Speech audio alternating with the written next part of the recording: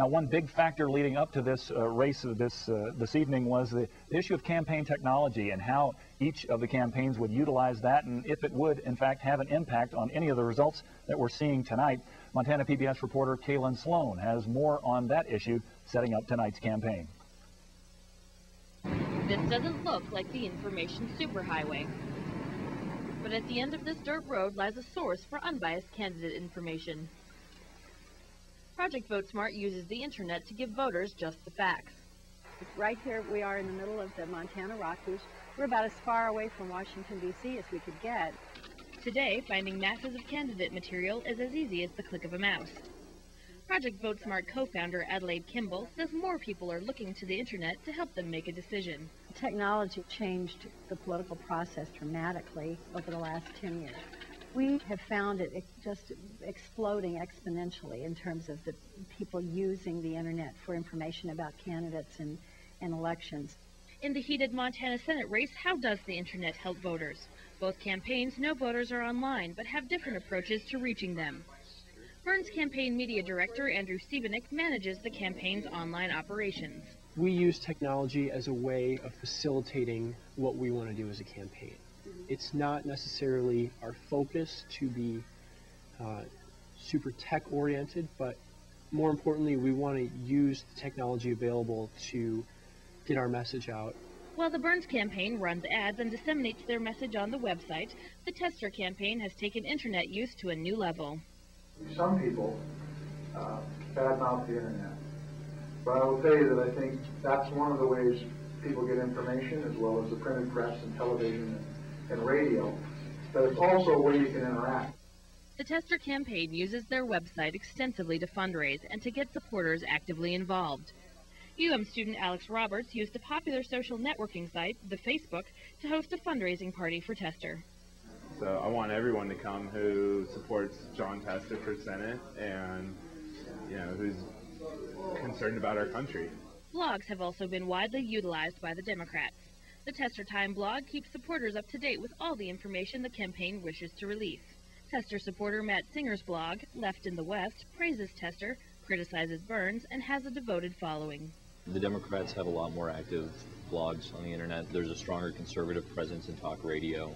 The internet seems to sort of be taken over by young people and by professionals and other groups that tend to vote Democratic. A click from Tester's website takes visitors directly to a new streaming video website called YouTube.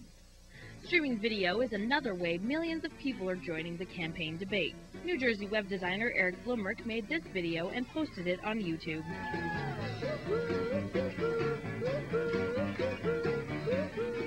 It looks like a professional campaign ad, but looks can be deceiving. Now anyone can produce these videos and post them online with ease. A search for Jon Tester on YouTube yields dozens of positive videos.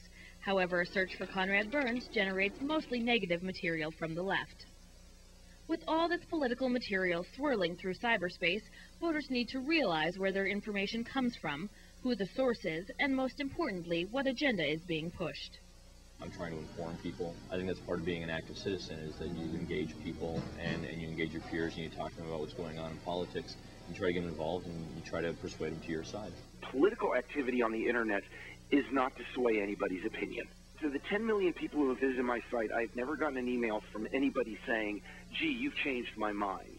Everybody comes there and goes, thank you for reinforcing my views. And that's basically what the political internet is about nowadays. And for U.S. Senate.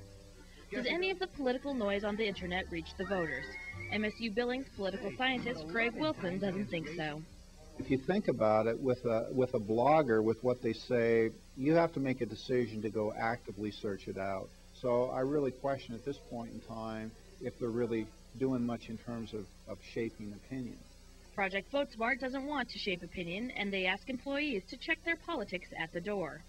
Project VoteSmart has found candidates have become less willing to be forthcoming about their concrete stances on issues. The project weeds through the noise and provides actual voting records and candidate speeches. People have to defend themselves from this hype and spin. We think that facts, just independent, actual, factual, accurate information is the best tool that citizens in a democracy can have. Real candidate information is out there in cyberspace, and every voter can find it if they're willing to look for it. Reporting for Montana PBS, I'm Kaylin Sloan. Well, Gary, as we heard in the story, there's a lot of clutter out there along with a lot of information. Do you think this is something that could actually have had an impact on tonight's result?